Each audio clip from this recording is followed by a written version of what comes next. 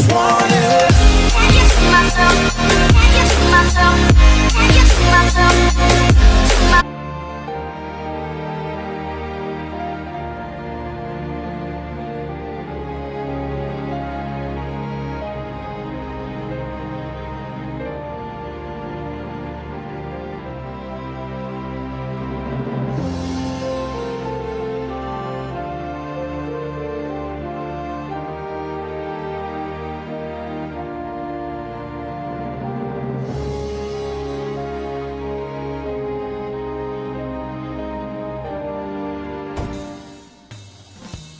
Okay, let's rig this angel to fly.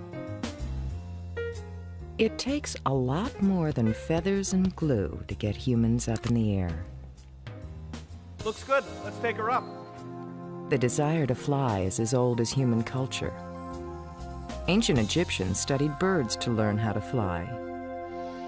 Centuries later, we were still strapping on wings, jumping off cliffs, and crashing.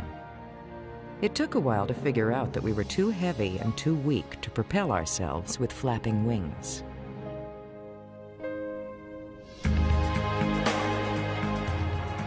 But in this century, our dreams of flight have become a reality. While we haven't grown wings, we have learned how to fly by shaping metal and plastic into machines that take us higher and faster than birds could ever fly. Our ability to fly has changed the way we live and perceive the world around us.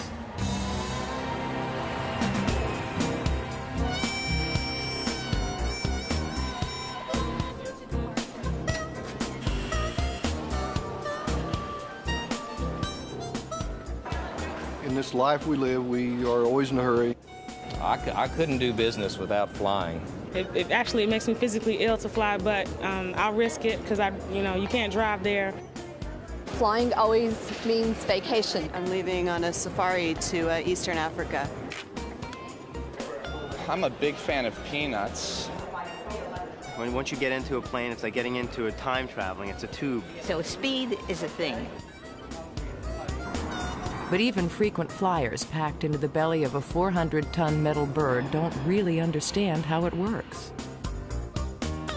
Rear propulsion and some airlifts and... I'm pre-med, so you'd think that after all the physics classes I would know something, but I know it has to do with the wing design. The gust of air shooting up, I guess. The wind, I think, or coming down. I'm not sure which way. I would just assume random air currents. I really don't know. I think the plane goes fast enough to get enough air through the engine. Propellers make it go up and down. Jet. I can't remember. The wing is fatter at the front and then it streamlines out. The air lifts it. Okay, air's always important. It's pretty impressive it all works. Every time I get up there, I think, how in the world is this happening? He's not the only one. But the secret of flight can be broken down into 4 principles: thrust, lift, weight, and drag. First, we need a forward motion, and that requires thrust. This allows an upward force called lift to get us up in the air and to keep us up there. Overcoming the force of gravity, or weight, and the resistance of the air, a force called drag. To understand these principles, you need to understand the substance we fly in: air. Birds, balloons, and fighter jets all fly in the sea of air we call our atmosphere. Gravity holds the atmosphere to the Earth, the same way it holds you to the ground. Since we live in it and can't see it, it's easy to forget that air has weight and substance, and that it flows and has pressure, just like water does. If you happen to be at sea level, you're carrying around about the weight of a compact car on your shoulders. You don't feel it because you're supported by equal air pressure on all sides. And if you dive to the bottom of the swimming pool, you can feel the pressure increase. Well, it's the same with air. Pressure increases at the bottom because there's more stuff on top. But the light bulb really goes on once you understand how the air and a wing work together. But then there's a moment that it all comes together, and I think prior to that moment, where you're putting the aspects of flying together, seems the hardest on you at that time. Because you understand this and you understand that, and but then how do they correlate? And then finally, at one moment, you see why at a certain speed, suddenly total lift is possible. John Travolta's been flying since he was 16. Off and retracted. He's logged over 4,000 hours since then and now flies his own Learjet, Gulfstream II, and a Canadian fighter jet back and forth to shooting locations. Cabin's climbing. He gets asked a lot of questions about how lift works. People ask me continually, I don't understand how a plane that heavy can get in the air. And then I always tell them to, when they're driving, you know, at least 30 miles an hour, if it's safe to do so, roll down your window, stick your hand out. This is something that every child has done who has at least thought about lift. When I thrust my hand out the window and turned my hand down like this and deflected some air, it forced my hand up. The air flows faster over the top of your hand than it does under the bottom, just like it does over a bird or plane wing. And by cambering it, in other words, giving it a shape of this bird's wing, for example, where you have some curvature in it, you can get even a sensation of more lift. As the speed of a fluid-like air increases, the pressure decreases. And finally, the payoff.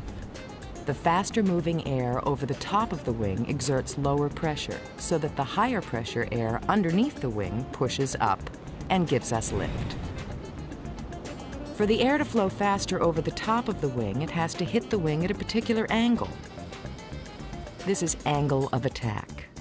So in airplanes, what we say operating range, or its angle of attack range in which it makes lift, is actually quite small. It's only about 10 degrees.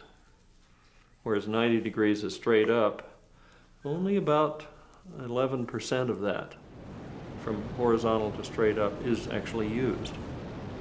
So there's a thin line between lift and stall. For example, if an airplane's maneuvered too much, then it becomes nonlinear. In other words, if you pull back further, it doesn't get more lift. It has a stall, and then it does bad things. Down we go. 40, 50, 60. This is going to be a wild one. 75. Come on, recover. Pilots are trained to know how to avoid becoming nonlinear. Still, stalls happen. Whether they're studying linear or nonlinear flight, airplane designers examine airfoils, which look like a wing slice, to see how air will flow around them. Now, actually, the hand is a very poor wing, as you might expect. It's draggy because it's blunt. A perfect airfoil is very round, like this on the front, and sharp, thin on the back, and smooth. So a beautiful wing, like you find on a sailplane or a high-performance airplane, is mainly impressive because of its drag rather than because of its lift. It has very low drag. Laminar flow, air moving smoothly over a surface, is what the experts dream about.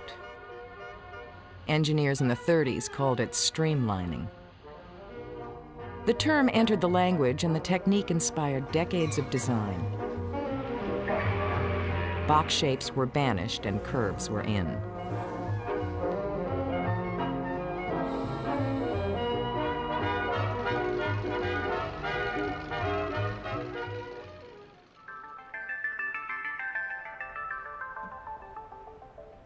One of America's preeminent streamliners is Burt Rutan. In stark contrast to the pyramid he lives in, he conjures up planes with curved, flowing lines. When I'm designing a wing, I think first about what I want to do with the air. If I want an airplane to be very efficient, I take a lot of air and move it just a little bit down. And you do that with a long wing airplane. A short wing airplane, like a fighter that has real short wings, It has to take less air and move it more energetically down, and in doing so, it's not as efficient. It causes more drag. And walked out of the jungle. Rattan designed these planes so that you could build one in your garage. A cross between a Wasp and a Star Wars fighter. Rattan named this horizontally challenged plane the Long EZ.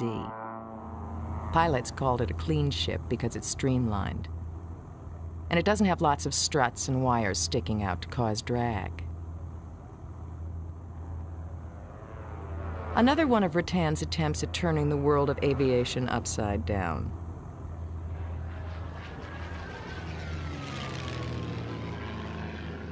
Some people actually enjoy this kind of thing. I like to take off, roll inverted, and fly out to my practice area. It gives me a much better view of everything anyway. And I like to be upside down. It stretches my back out and feels good.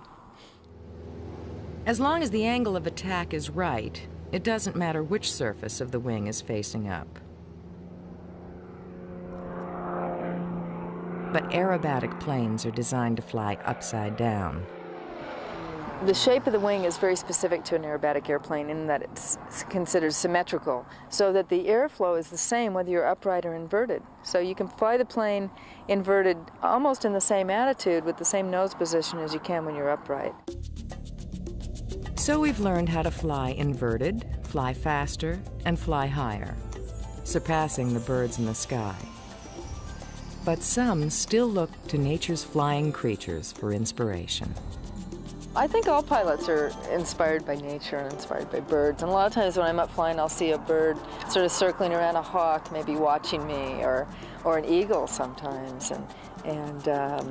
Yeah, and we're all kind of jealous of them too, because they do it so effortlessly.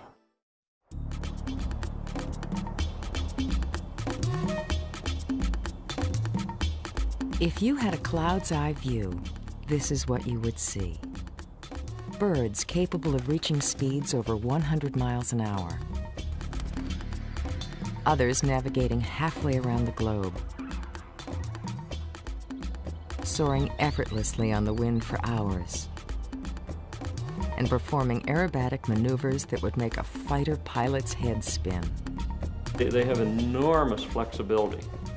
They can put their wings forward or aft or up or down or change. In fact, every feather on a bird may have 10,000 feathers, and every feather is a control surface. Every feather, he can feel the local air on whether it's smooth or turbulent, whether he can lift more there or less, and he can change his shape instantaneously, enormously, in terms of changing the direction of flight. They're much more maneuverable than the best fighter. So a bird, really, in every way, oh my gosh, look at these wings, in every way is a lot more interesting than a little old fixed wing airplane, isn't he? Oh boy. Birds serve as living blueprints of the theory of flight. But it wasn't always that way. Nature has taken millions of years to turn them into the flying machines they are today. The architecture of a bird is what makes it such an efficient flyer. Their hollow, buoyant bones combine lightness and strength. Powerful breast muscles drive the stroke of the wing, and these wings do it all, thrusting them forward and creating lift. Thrust comes from the primary feathers at the wing tips, which act almost like propellers. The tips twist up at an angle to the rest of the wing. They bite into the air like the blades of a propeller, pulling the bird forward. At the same time, the rest of the wing provides the lifting surface to stay aloft. But the pioneers of flight were victims of a common misconception: that birds swim across the sky, propelled by a backward and downward wing stroke.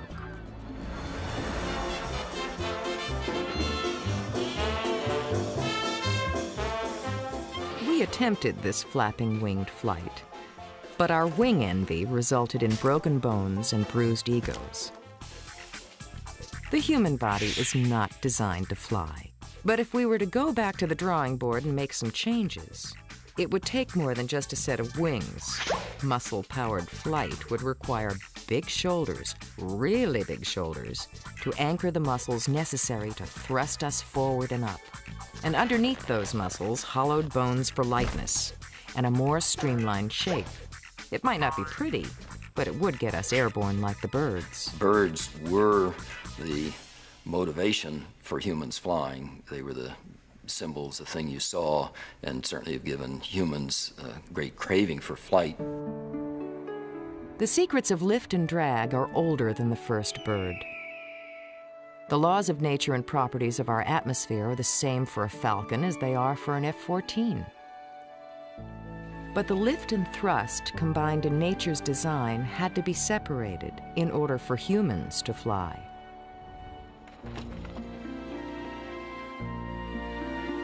The closest we could come to bird flight is soaring, using fixed wings for lift and the Earth's downward pull for thrust.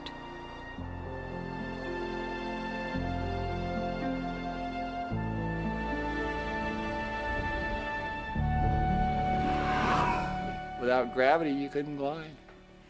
That's what's pulling you down, that pulls you far, and then hopefully you catch air, which is being moved up and down by the varying densities and being acted on by gravity, and that's what pushes you back up again. Gravity is the thrust. Unpowered flight means learning how to use the movement of air. Its ripples, currents, and rising columns.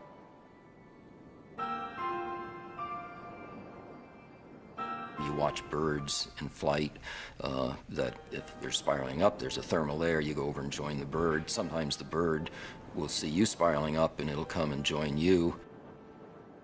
You literally feel like you are floating, looking down at the Earth. You have a full hemisphere of vision below you, and it's very quiet. There's also just that magic moment when you fling yourself off a cliff and don't die. It's sort of like death and resurrection. And then you land after a flight and you're still alive. It's quite a feeling, it really is.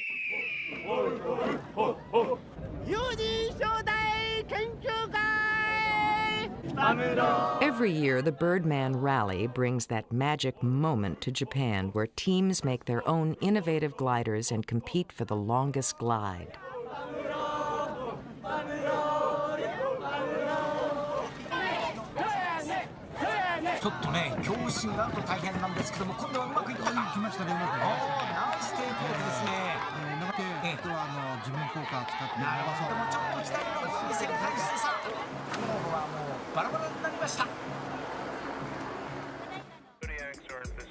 But gliding still isn't enough.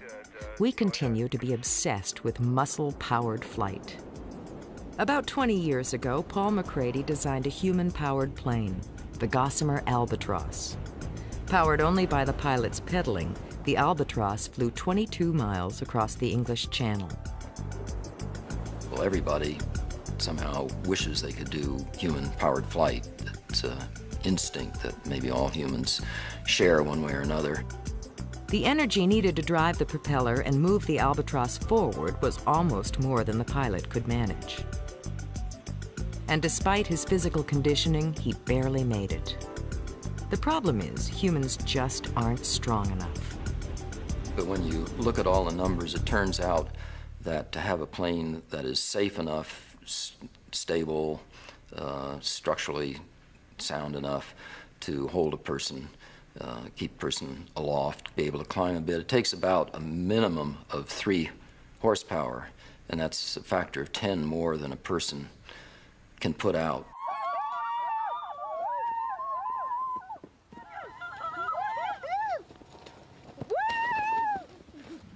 So we've come to rely on machines to give us the power to thrust ourselves forward. The rubber band on a toy plane acts as an engine does, providing the energy to move the propellers. Propellers are like a spinning wing. Like a wing, they produce lift, but in a forward direction. Propellers are airfoils. and they bite into the air, and it creates lift and it creates thrust just by the movement going through the air. It's just a big windmill, basically. So now if we take a piece of air here and we push it aft, it takes a force to do that. And that's the force that's thrust. Propellers and piston engines have been pushing and pulling planes across the sky for 90 years. Where I can remember one day looking up and probably the same airplane route that a propeller plane was on was now a jet. And that was captivating. That as a child I was watching technology change in front of my eyes. So to fly higher and faster, we stopped soaring like the swallows and started squirting like the squid. Creatures like octopus, squid, and jellyfish all work on the same principle as a jet engine: action and reaction. So the fuel goes into the engine, it's converted into work by speeding up the air, increasing its energy as it goes out the back. And that difference then provides a thrust. John Travolta's Gulfstream II has 2 Rolls-Royce jet engines, each producing almost 12,000 pounds of thrust. This is an overpowered aircraft. A plane 30,000 pounds heavier than this plane is run by the same engines. The British aircraft 111, which is an airliner. So you have that level of excess of power. I like overpowered airplanes. They thrill me because in an emergency you have more than you need, and it gives you a sense of well-being at a certain level. For some pilots, it's more than a sense of well-being. Speed is life. The faster that you end up going, there's a lot of things it does for you. One, it gets you through a threat area quicker, and two, it doesn't allow missiles to track you. Roger that. If somebody's shooting at you, you try to go a little bit faster. Or if you're trying to catch somebody, you try to go a little bit faster. An afterburner is simply a way to get a short, what they call dash speed, so that you can get into or out of trouble just as rapidly as possible. An afterburner is really pretty simple. You take an extra piece of pipe and you put it on the back of the airplane, and you dump fuel into it. The fuel ignites and goes zooming out the back. And you get a lot of power for that, but it also costs you a lot of fuel. What you're trying to do is you're getting enough thrust going out the backside that it equals the amount of weight that you're carrying. So that's when you start hearing ratios where you hear a 1-to-1 ratio is what you'd like to have from a fighter. Well, the F-18 has about a 1.1-to-1 thrust-to-weight ratio. With that much thrust, a pilot can stand on his tail and for a moment forget about gravity. But just for a moment.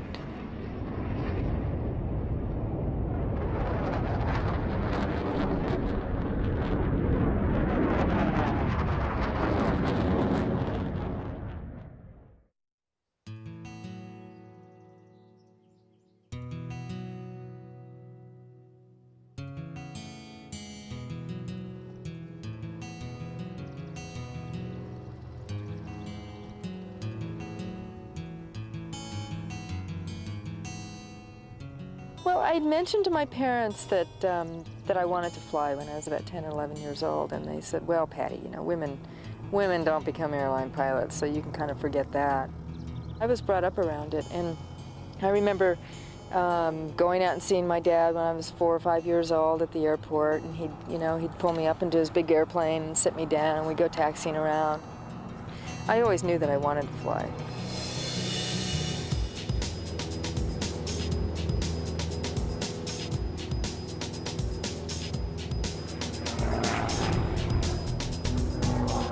I might have 25 maneuvers, doing anything from vertical maneuvers where I'd let the plane slide backwards through its smoke, and that always gets a good reaction from the crowd. Or maybe a torque roll where the plane is rolling going vertical and then sliding backwards through the smoke going vertical straight down.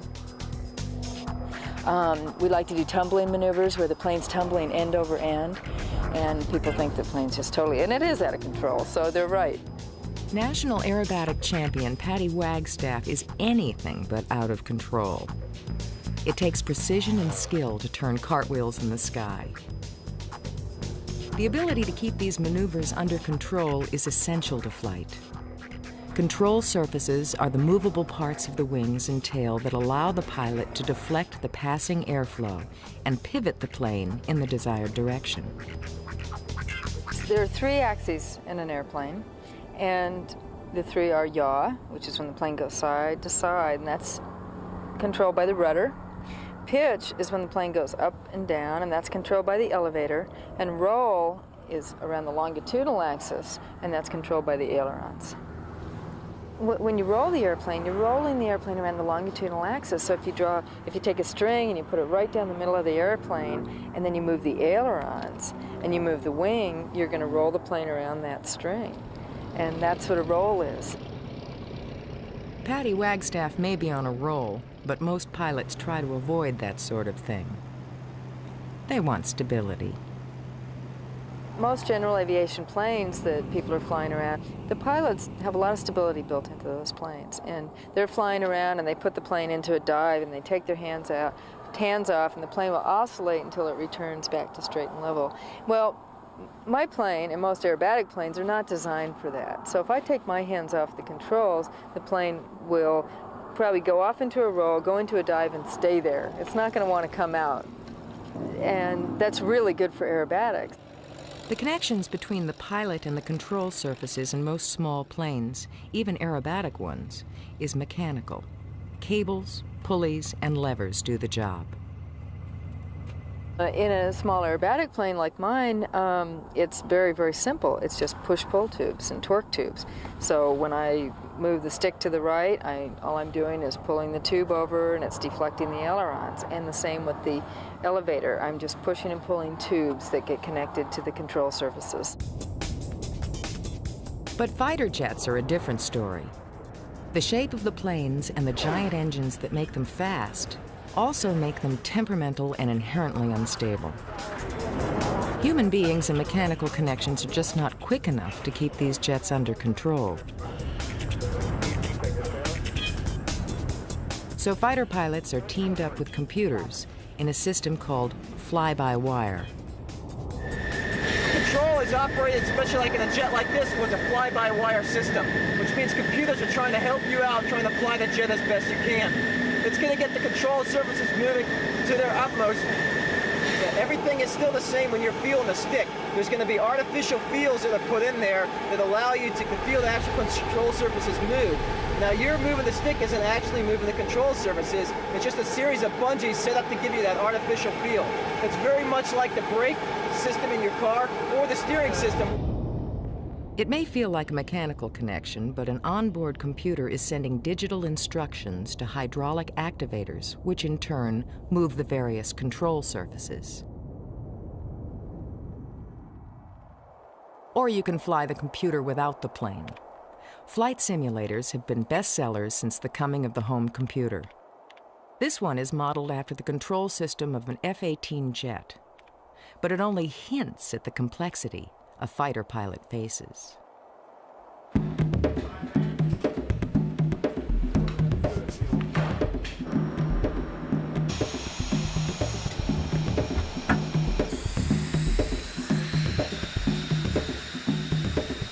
Flying a fighter plane is like playing 2 pianos at the same time because of all the buttons and dials and things you have to work at once just to make the airplane fly and fight. And it takes literally a year to do that, to learn how to fly the airplane and then how to fight the airplane. Because we've gotten to the point where computers help us out enough that we can have aircraft do things that they were never able to do before. In fact, there's aircraft out there today that cannot be flown unless the computer systems are helping out the pilot do his job. While a 747 thankfully doesn't do the kind of maneuvers that a fighter jet or aerobatic plane might do, commercial aircraft also use computer systems to move their control surfaces. As passengers on a Boeing 777 watch movies 35,000 feet over Newfoundland, the computers are busy displaying readouts recording every critical function of the airplane and crunching numbers. Total flying time will be no more than 210, I'm sure. Even a small corporate jet like John Travolta's Gulfstream II is computerized. Even with medium range technology, which is what I'm used to, I'll kick off the autopilot and fly an approach on my own just to feel it. You know, I think there's still the urge to be a pilot. And that's why airplane designers have to take into account human limits in creating their flying machines. I mean, I've been up in several military jets and you know, flown a lot of airlines and handled the controls of 747s and things like that, and they're flying. And especially these military pilots. I think a lot of the small aerobatic pilots, you know, that pull a lot of Gs, it's easy to go, hey, you know, we pull more Gs than you do. But in a military plane, the Gs are sustained. Pilots call gravity's powerful force on the human body Gs. They are brought on by sudden changes in attitude or speed. Gs are just the force of gravity, and when we're walking around the Earth and our feet are on the ground, we're being pulled by one force of gravity, one G. When you go up in an airplane or in a car, you experience more Gs. So anybody that's gone around the curve of a car and gets thrown to the outside, those are Gs. As an airplane moves through a curve, the acceleration creates high G forces that drive the pilot toward the bottom of his chair. High positive Gs drive a pilot's blood away from his brain and toward his feet, causing a blackout. Body conditioning and special gear can help prevent that. No matter how high-tech the plane or well-trained the pilot, things can go wrong. Well, there are a lot of things that can go wrong. The engine can quit. You can have an engine failure. You can have a propeller failure. You can lose a piece of your propeller. You could have a structural failure. Something could break in the airplane. Those are the main things. You could have a fire. I think that if you experience terror in the airplane, you're not going to be doing your job properly. And I've had emergencies, but you need to just react to those things. You can't be afraid, because then you get frozen with fear. On a cloudy night in 1992, while flying his family to their vacation home, John Travolta's entire electrical system failed. Landing without a radio and little navigational gear took Travolta back to the way pilots had to do it in the early days of aviation. On a very rare occasion, you get an electrical failure. And in my situation, there was several consecutive electrical failures. From my early days of learning how to fly, you learn even from being in a single engine plane that if you are in IFR conditions, you find a hole in the sky if you can, and you spiral down through that hole and then proceed to locate an area to land. And in this case, I was able to do that. I found a hole in the sky, spiraled down, and hovered over Washington and landed safely. And the guys from the tower and some other officials came down to shake the hand of the pilot that safely landed the jet at National Airport. And then they found out it was me, and that was even more interesting. But I was very proud of that moment, because I felt that all the years I went to school, it paid off. And even my earliest training paid off, where you learn to fly a plane when you lose everything.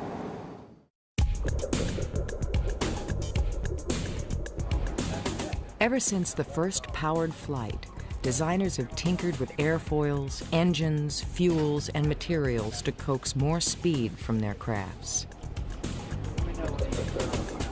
The problem lies not so much in reaching the speed of sound, somewhere around 760 miles an hour at sea level, but in overcoming the severe punishment an aircraft takes as it approaches that speed. Here's why. Much like the wake of water at the tip of a boat, a plane creates a wave of pressure ahead of it, no matter how slow or fast it flies. When an airplane travels below the speed of sound, the air ahead of it flows out of the way before the plane reaches it. But as an aircraft approaches the speed of sound, it compresses the air in front into a dense shock wave. On the ground, you can hear that shock wave as a sonic boom. aerodynamic engineers figured out how to slide through shock waves with thinner, streamlined wings and sharper edges that flew more cleanly through the compacted air. But for a supersonic transport like the Concorde, there are even tougher problems. While it takes passengers from New York to London in less than 3.5 hours, the Concorde is considered an economic and environmental failure. At low speed, its streamlined shape doesn't produce much lift, so getting airborne means enormously loud and powerful fuel-guzzling engines. It holds only 1/4 of the passengers and has half the range of a jumbo jet. Engineers are at work on a better alternative to the Concorde, a supersonic that will be more fuel efficient and much quieter. But most important, the next generation supersonic will be able to carry 3 times as many passengers. The idea behind high-speed civil transport is to get a supersonic airplane that can in fact have the range to go from California to, say, the Pacific Rim in 5 hours, which is a reasonable amount of time. Most people can tolerate 5 hours of sitting in an airplane. Engineer and pilot Marta Bonn-Meyer heads a team at the Aeronautics Division of NASA. They're working on better ways to reduce drag. And again, it's all about how air flows. You've seen commercials on TV, for example, of cars in wind tunnels, and they let smoke out in front of the car, and the smoke runs along the hood of the car, goes up to the cab of the car, and then it kind of billows out. Well, where it's running along the car, and it's staying down inside close to the car, it's in the laminar boundary layer itself, or the layer of air that's flowing along the car. The boundary layer is the thin layer of air that flows along the surface of an aircraft. Engineers try to make it flow smoothly, avoiding the dirty word of aerodynamics, turbulence. Smooth laminar flow is equal to less drag. Less drag requires less thrust to maintain forward speed. And lower thrust takes less fuel, which means cheaper tickets for you and me. And that makes everybody happy. NASA is trying to come up with a way to create better laminar flow over the wing, thereby reducing drag. And they are doing it with a vacuum cleaner. They are creating suction by fitting the wing with a second skin. It's a kind of glove with about 10 million microscopic holes that suck the air off the wing of an F-16XL.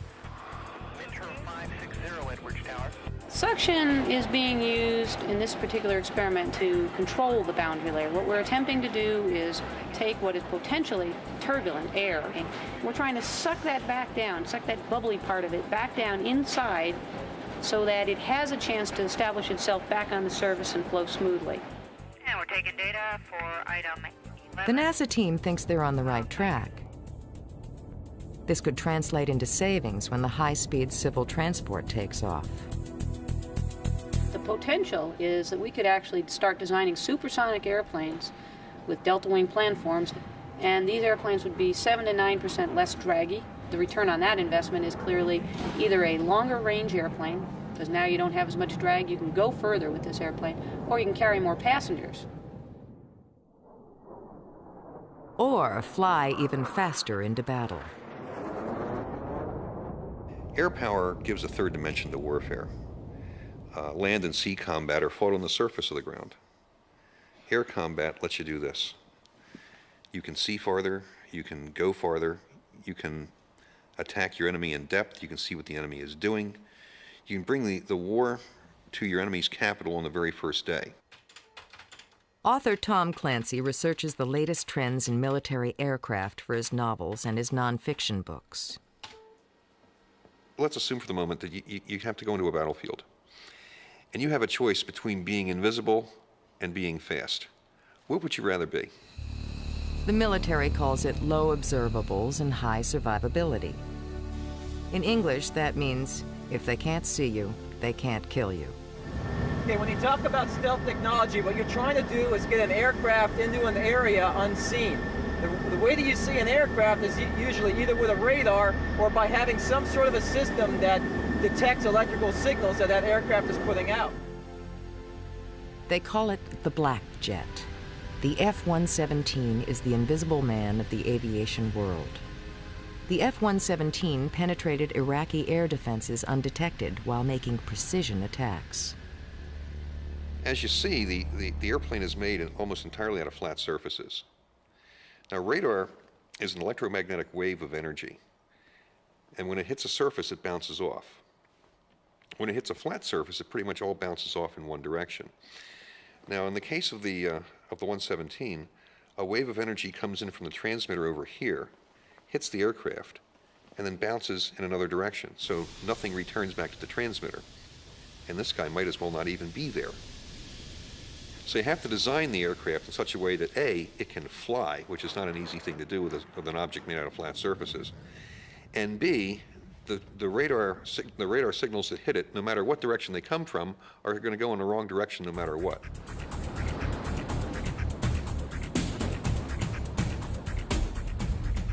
While the F-117 is all angles, the B-2 stealth bomber is a smooth batwing, but both can slip through enemy air with relative impunity. Stealth aircraft aren't really terribly fast or terribly maneuverable, but if they're invisible, it doesn't matter. The ability to take off and land vertically, keeping the maneuverability of a conventional airplane, has long been a desire for the military. Well, in case somebody rips up your airfields, you have to take off your airplanes from somewhere, which is pretty much why that was invented, or to take fighter aircraft off from ships which are too small to be conventional aircraft carriers. By using the downward thrust of an engine, the Harrier jump jet can dispense with the need for a runway and take off vertically from the ground.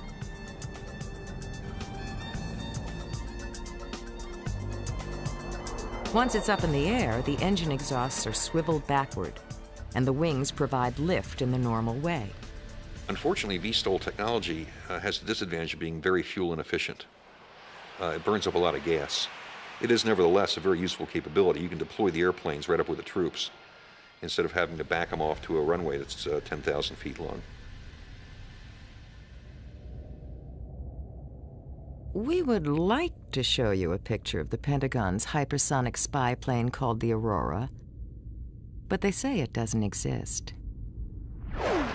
Yet, the rumors persist. There are probably two very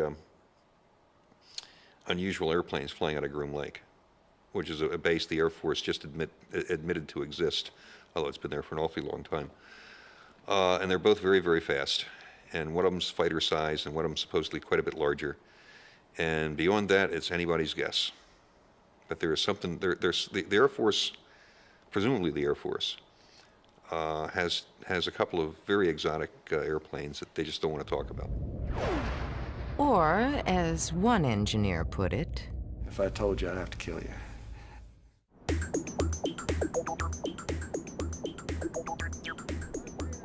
It's a series of compromises flying in close formation. And we like to carry that to its extreme. It's just a big flying wing, and it's like almost like a bunch of airplanes, 6 airplanes, all flying in close formation. Although it has a wingspan longer than a Boeing 737, the Pathfinder weighs less than 500 pounds. It's big, but also light, a contradiction in engineering. Paul McCrady and Ray Morgan designed this unmanned flying wing to fly very slowly and very high for weeks on end as it studies the Earth's atmosphere. It flew 5 miles high in its first altitude test, and in future flights it will climb even higher into the stratosphere. There's an interest in having vehicles that can move around in the stratosphere above, say, 30 or 40 or 50,000 feet. The next 50 or 100,000 feet is a mantle, a layer of great importance to the world that in permitting some radiation to come in, screening out other radiation really determines the existence of life on Earth.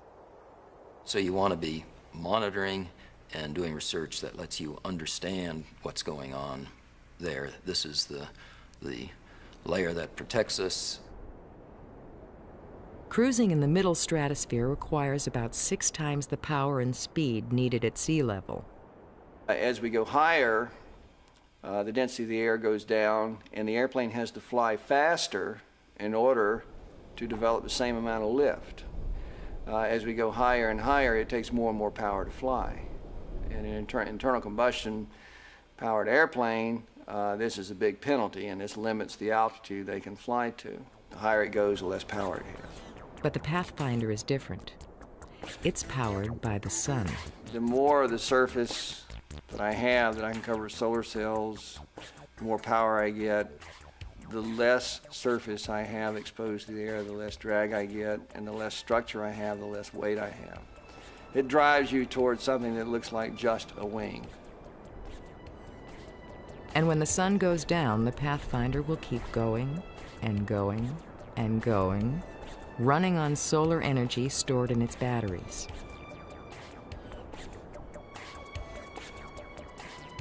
While others compete for speed records, McCready and Morgan like going slow. We focus on things that take very little power to fly. The solar plane, for instance, flies on the power generated by about 4 average-sized hair dryers. And we can fly to over 60,000, 70,000 feet on that amount of power. So flying slowly has an advantage, and it reduces the amount of power it takes to fly.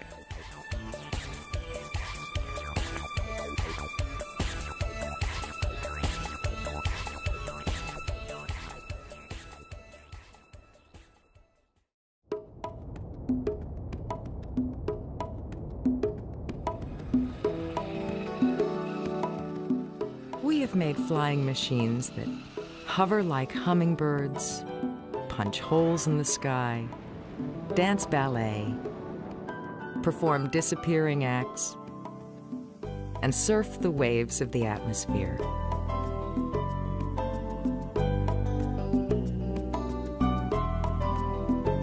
For the pilots, the passion is being in the air, whether gliding at 30 miles per hour or slicing through the sky at 3 times the speed of sound. Flying is sort of something that gives you an infinite challenge and infinite freedom. It's a great feeling. Flying gives me a chance to just go express myself by myself, do it the way I want to do it, and not have to answer to anybody for it. It's almost parallel to the feeling I have when I know a character in acting and it's on automatic pilot. I don't have to think about it anymore, I just am it. I know what fascinates me about flying is the freedom of it. It's just getting away from the ground, looking down, and you're free of all of that. And sometimes when I'm flying, I think this is the only thing in my life that really makes sense.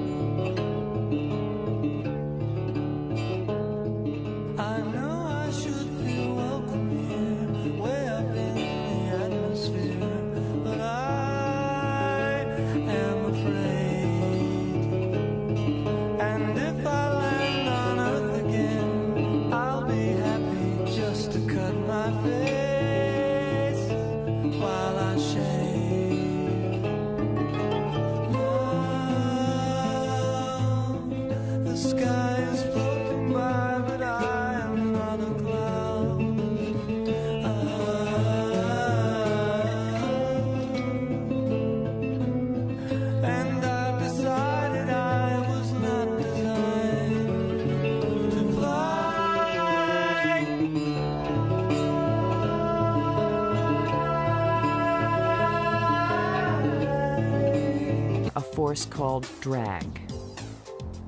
To understand these principles, you need to understand the substance we fly in. Air.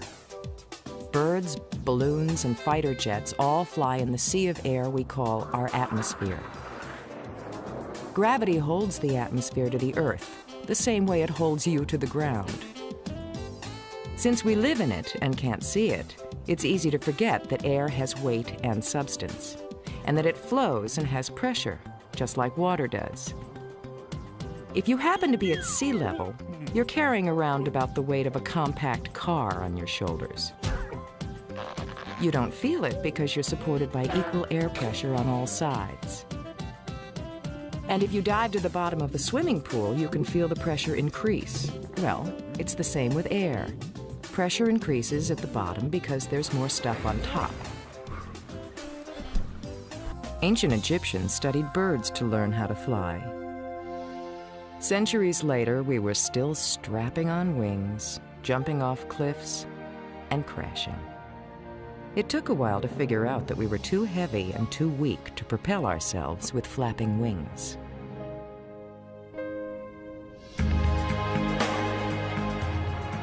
But in this century, our dreams of flight have become a reality.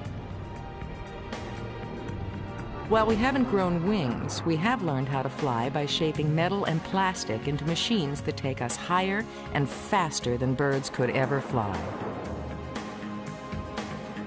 Our ability to fly has changed the way we live and perceive the world around us.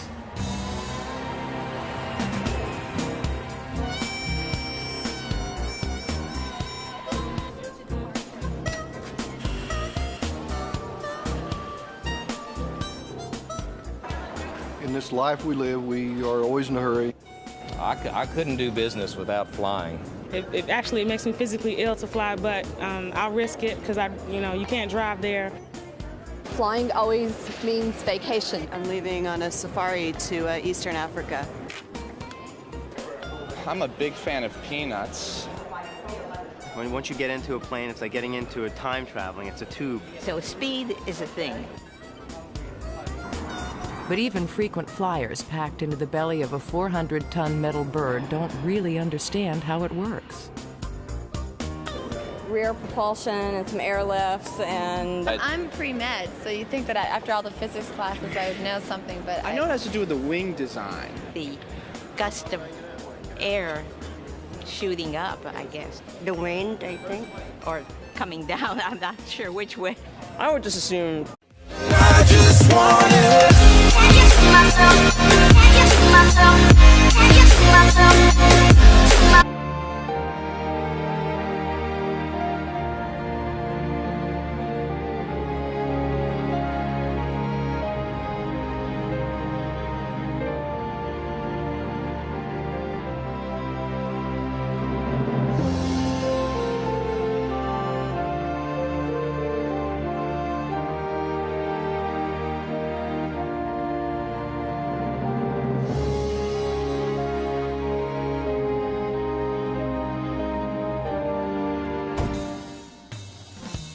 Okay, let's rig this angel to fly. It takes a lot more than feathers and glue to get humans up in the air. Looks good. Let's take her up. The desire to fly is as old as human culture. Random air currents, I really don't know. I think the plane goes fast enough to get enough air through the engine. Propellers make it go up and down. Jet. Can't remember. The wing is fatter at the front and then it streamlines out. The air lifts it. Okay, air's always important. It's pretty impressive that it all works. Every time I get up there, I think, how in the world is this happening? He's not the only one. But the secret of flight can be broken down into 4 principles: thrust, lift, weight, and drag. First, we need a forward motion, and that requires thrust. This allows an upward force called lift to get us up in the air and to keep us up there. Overcoming the force of gravity, or weight, and the resistance of the air